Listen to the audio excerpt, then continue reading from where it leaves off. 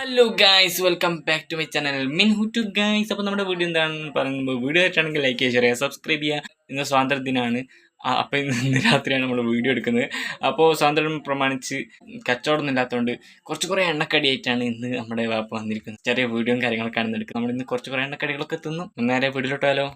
ഇതെന്താ ബോണ്ട അത്രേ ഉള്ളൂ, സുഖീനില്ലേ? ബോണ്ടായിരിക്കും. ഇത് ബോണ്ടല്ലേ? അതായ വിൽപ്പന.